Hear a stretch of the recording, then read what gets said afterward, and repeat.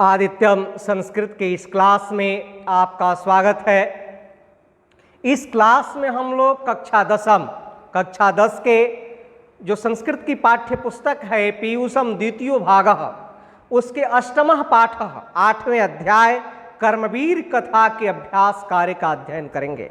इस अभ्यास कार्य में मौखिक एवं लिखित दोनों ही प्रकार के प्रश्न हैं जिनका हम पूरी तरह से अध्ययन करेंगे, क्योंकि यह अभ्यास आगामी मैट्रिक परीक्षा के लिए, बिहार बोर्ड की परीक्षा के लिए अत्यंत ही उपयोगी है। इसलिए हमारे छात्र इसे आरंभ से लेकर के अंत तक अवश्य देखें और इस चैनल पर नए हैं तो सब्सक्राइब करके घंटे का बटन दबा दें ताकि मेरे द्वारा बनाया जाने वाला वीडियो आपको सबसे पहले पहुंचते रहे, जिसका अध्ययन कर आप उत्तम अंक अर्जित करें। तो यहाँ हम देखते हैं कर्मवीर कथा के अभ्यास कार्य को। सबसे पहले अभ्यास कार्य में आरंभ होता है मौखिक अभ्यास। पहला प्रश्न है यहाँ, एक पदेन उत्तरम वदत, एक शब्द द्वारा उत्तर बोलिए। क प्रश्न है इसका, कर्मवीरः कः अस्ति, कर्मवीरः कः अस्ति, कर्मवीर कौन है, कर्मवीर कौन है। तो इस पाठ के अनुसार एक पद में हमारा उत्तर होगा राम प्रवेश रामः, राम प्रवेश रामः। कर्मवीर कौन है, राम प्रवेश रामः। फिर क्या है, ख प्रश्न है हमारा, और ख प्रश्न कहता है कि बिहार प्रांतस्य दुर्गम प्राये प्रांतरे कः ग्रामः अस्ति, बिहार राज्य के दुर्गम स्थान में कौन गांव है। तो उत्तर क्या होगा, भीखन टोला। हम लोगों ने पढ़ा भी है, लिख देंगे इसका उत्तर भीखन टोला। और फिर आगे बढ़ते हैं, ग प्रश्न में आ जाते हैं, और ग प्रश्न कहता है भीखन टोला ग्रामे शिक्षकः कम दृष्टवान, भीखन टोला ग्रामे माने गांव में, शिक्षकः शिक्षक ने, कम दृष्टवान किसे देखा। भीखन टोला गांव में शिक्षक ने किसको देखा। तो उत्तर क्या लिखेंगे, दलित बालकम, दलित बालक को। घ प्रश्न है, कर्मवीरः राम प्रवेशः कुत्र उन्नतम स्थानं प्राप्तवान, कर्मवीर राम प्रवेश कहाँ उन्नत स्थान को प्राप्त किए। उत्तर होगा केंद्रीय लोक सेवा परीक्षायाम, केंद्रीय लोक सेवा आयोग की परीक्षा में कर्मवीर राम प्रवेश कहाँ उन्नत स्थान को प्राप्त किए, केंद्रीय लोक सेवा आयोग की परीक्षा में। हमारे छात्र अत्यंत ध्यान देंगे, इस पाठ से प्रश्न आता ही है। अंग प्रश्न है हमारा, केन कर्मवीरः उन्नतम स्थानम वाप, किससे, केन किससे कर्मवीर उन्नत स्थान को प्राप्त किए। तो उत्तर लिख देंगे स्वाध्यवसायेन, अपने द्वारा अध्ययन करने से। ये रहा हमारा मौखिक अभ्यास। और अब हम आ गए लिखित अभ्यास में। लिखित अभ्यास में पहला प्रश्न कहता है एक पदेन उत्तरम लिखत, एक शब्द में उत्तर लिखिए। का प्रश्न है, राम प्रवेशस्य ग्रामस्य नाम किम अस्ति, राम प्रवेश के गांव का नाम क्या है। उत्तर क्या होगा हमारा एक शब्द में, भीखन टोला। क्या लिख देंगे हम, भीखन टोला। ख प्रश्न है हमारा, भीखन टोलाम द्रष्टुम कः आगतः, भीखन टोला को द्रष्टुम देखने के लिए, कः आगतः कौन आया। उत्तर क्या होगा, शिक्षकः, शिक्षक। ग प्रश्न में आ गए हम। ग कहता है कि बालकः कस्य शिक्षण शैल्या आकृष्टः, बालक कस्य किसके शिक्षण शैल्या आकृष्ट, शिक्षण शैली से आकृष्ट हुआ। बालक किसके शिक्षण शैली से आकृष्ट हुआ। उत्तर हो जाएगा शिक्षकस्य, यानी शिक्षक के। बालक शिक्षक के शिक्षण शैली से आकृष्ट हुआ। घ प्रश्न में आ जाते हैं और घ कहता है कि स्नातक परीक्षायाम प्रथम स्थानम प्राप्य कस्य ख्यातिम वर्धय। स्नातक परीक्षा में पहला स्थान प्राप्त करके किसके प्रसिद्धि को बढ़ाए। तो उत्तर क्या हो जाएगा, स्व महाविद्यालय से, अपने महाविद्यालय का। राम प्रवेश राम जब स्नातक की परीक्षा में विश्वविद्यालय में प्रथम स्थान को प्राप्त हुए तो प्रसिद्धि किसकी बढ़ी, महाविद्यालय की, वह जिस महाविद्यालय के छात्र रहे। अंग कहता है कि उद्योगिनम पुरुष सिंह का उपैत, परिश्रमी सिंह पुरुष के साथ कौन रहती हैं, तो उत्तर हो जाएगा लक्ष्मी। अब हम आ गए प्रश्न संख्या 2 में। प्रश्न संख्या 2 कहता है पूर्ण वाक्य न उत्तरम लिखत। पूरे वाक्य में उत्तर लिखिए। यहाँ एक शब्द में काम चलने वाला नहीं है, एकदम निर्देश के अनुसार ये परीक्षा में भी हम लिखेंगे। एक शब्द में कहेगा तो उत्तर एक शब्द में लिखेंगे, और जब कहेगा कि पूर्ण वाक्य में लिखिए तब आपका उत्तर पूर्ण वाक्य में होना चाहिए। क प्रश्न है भीखन टोला ग्राम कुत्र अस्ति। भीखन टोला गांव कहाँ है। उत्तर हो गया भीखन टोला ग्राम बिहार राज्य से दुर्गम प्राये प्रांतरे अस्ति। भीखन टोला गांव बिहार राज्य के दुर्गम स्थान में है। ख प्रश्न है प्राथमिक विद्यालय कीदृशः शिक्षकः समागतः। प्राथमिक विद्यालय में कैसे शिक्षक आए। एक बार में नहीं समझ में आता है तो आप 2 बार 3 बार इस वीडियो को देखें, एकदम अभ्यास कार्य कंप्लीट हो जाएगा। हम ऐसे अपने से एकदम आसान सरल भाषा में समझाने का प्रयास किए आप लोगों को। प्राथमिक विद्यालय में कैसे शिक्षक आए, ख का उत्तर हो जाएगा प्राथमिक विद्यालय नवीन दृष्टि संपन्न सामाजिक सामंजस्य रसिकः शिक्षकः समागतः। प्राथमिक विद्यालय में नवीन दृष्टि से संपन्न सामाजिक समरसता के रसिक शिक्षक आए।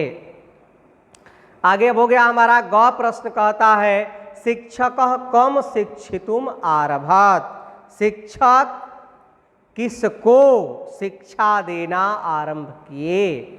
उत्तर क्या लिखेंगे, शिक्षकः राम प्रवेश रामम चाहे बालकम शिक्षितुम आरभत। यहाँ मैंने लिखा है, लिखा यहाँ शिक्षकः बालकम शिक्षितुम आरभत। शिक्षक बालक को शिक्षा देना आरंभ किए। घ प्रश्न है राम प्रवेशः कस्याम परीक्षायाम उन्नतम स्थानम वाप। तो यहाँ उत्तर लिखेंगे कि राम प्रवेशः स्नातक परीक्षायाम उन्नतम स्थानम वाप। अंग प्रश्न है कयोः अर्थाभावे अपि राम प्रवेशः महाविद्यालये प्रवेशम अलभत। किसके पास धन की कमी होने पर भी राम प्रवेश महाविद्यालय में प्रवेश लिया। तो लिखेंगे पितरौ अर्थाभावे अपि राम प्रवेशः महाविद्यालये प्रवेशम अलभत। पितरौ, पितरौ का अर्थ क्या होता है, माता पिता। आता ना, इसका द्वंद्व समास है। यहाँ विग्रह क्या हो जाता है, माता च पिता च, माता और पिता बनता है पितरौ। महाकवि कालिदास ने भी पितरौ शब्द का प्रयोग किया है, लिखा है मेघदूतम का प्रथम पद्य है, उन्होंने लिखा है वागर्था इव संपृक्तो वागर्थ प्रतिपत्तये जगतः पितरौ वंदे पार्वती परमेश्वरौ। पितरौ का प्रयोग किया है कि जगत के माता पिता पार्वती और परमेश्वर भगवान शिव को मैं कोटि कोटि प्रणाम करता हूँ। पितरौ शब्द जो है यह दोनों का बोध कराता है, माता और पिता दोनों का। तो पिता और माता के पास धन की कमी होने पर वे राम प्रवेश महाविद्यालय में प्रवेश लिया। च प्रश्न कहता है कि साक्षात्कारे समिति सदस्याः किमर्थं प्रीताः अभवान्। साक्षात्कार यानी साक्षात्कार में इंटरव्यू में समिति के सदस्य किस पर प्रसन्न हुए। तो उत्तर लिखेंगे किस लिए प्रसन्न हुए, तो लिखेंगे साक्षात्कारे समिति सदस्याः व्यापक विषय ज्ञानेन तत्रापि तादृशे परिवार परिवेशे कृते श्रमेण अभ्यासेन च परम प्रीताः भवान्। साक्षात्कार में समिति के सदस्य व्यापक विषय ज्ञान से और उनके परिवार परिवेश में के अनुसार किए गए परिश्रम और अभ्यास से वे लोग अत्यंत प्रसन्न हुए। 6 प्रश्न है, राम प्रवेशस्य प्रतिष्ठा कुत्र कुत्र दृश्यते। राम प्रवेश की प्रतिष्ठा कहाँ कहाँ दिखती है? राम प्रवेशस्य प्रतिष्ठा कुत्र कुत्र दृश्यते। राम प्रवेश की प्रतिष्ठा कहाँ कहाँ दिखती है? तो उत्तर हो गया, राम प्रवेशस्य प्रतिष्ठा स्वप्रांते केंद्र प्रशासने च प्रभुता दृश्यते। राम प्रवेश की प्रतिष्ठा अपने प्रांत में और केंद्रीय प्रशासन में अत्यंत महत्वपूर्ण दिखाई देती है। जो प्रश्न है, लक्ष्मी कीदृशम जन्म उपैति।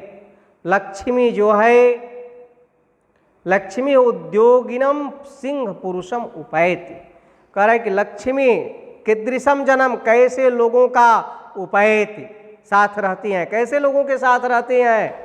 तो कह दिया कि लक्ष्मी उद्योगिनम सिंह पुरुषम उपैति। लक्ष्मी जो है परिश्रमी सिंह पुरुष के साथ रहती हैं। आगे आ गए हम प्रश्न संख्या 3 में, और ये कहता है उदाहरणम अनुसृत्य रक्षत यात्रायते क्रियापदस्य प्रयोगम कृत्वा मंजुषातः पदानि चित्वा समुचित विभक्तिम संयोज्य सप्तवाक्यानि रचयत। 7 वाक्य बनाइए।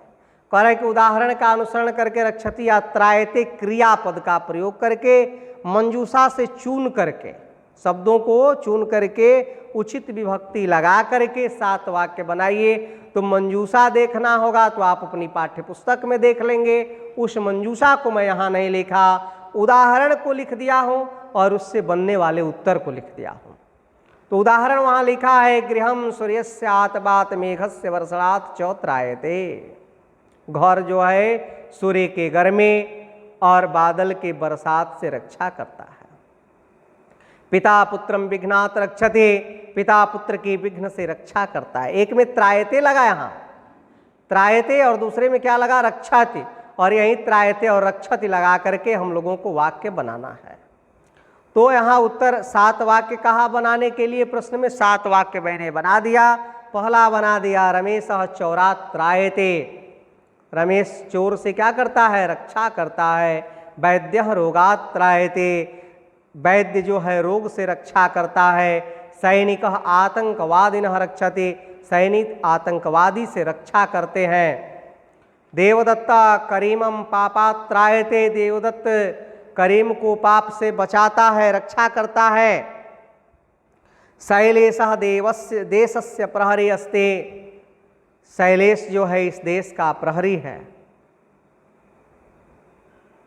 यहाँ लिख देना चाहिए शैलेशः देशस्य रक्षति।